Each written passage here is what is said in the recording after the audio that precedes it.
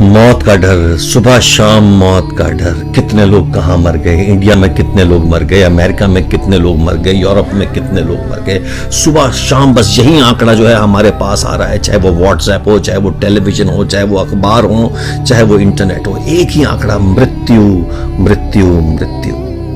मौत सारी दुनिया की चर्चा का विषय बन गया है।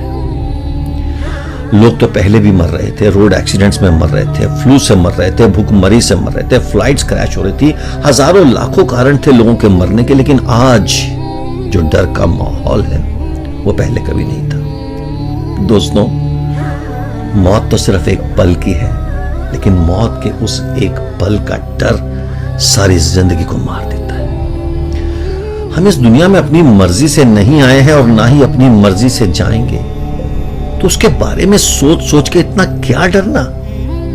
मैं जब छोटा था, मेरे एक दोस्त ने मुझे एक बार साइकिल लैंड की और कहा कि अनिल, आप इस साइकिल को आज जी भर के चलाएं और कल सुबह मैं साइकिल को लेने आऊंगा। मैंने बहुत खुशी से साइकिल चलाई, मैं 7वें आसमान पे था, इस गली से उस गली, और मैंने बहुत एंजॉय किया।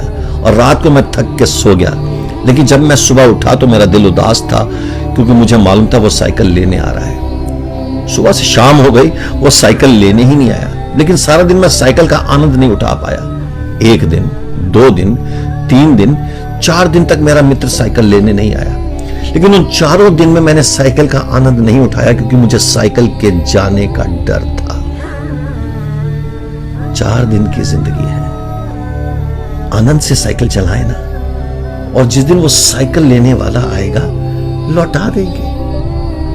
मेरे दोस्त, जो बिना डर के खुशी से जीना सीख गया, वो बिना किसी गम के, बिना किसी दुख के परमेश्वर के पास चला जाएगा। क्योंकि मौत और जिंदगी तो परमेश्वर के हाथ में है। हमारे हाथ में तो सिर्फ आज का ये पल है। जी हां, हमारे हाथ में सिर्फ आज का ये पल है, और इस पल को खुल के जिए। जिंदगी तो पहले भी थी, मगर अब हम जीना शुरू करते हैं बिना डर के, बिना भय के, क्योंकि हमारे हाथ में आज का ये पल है, और ये पल हमें परमेश्वर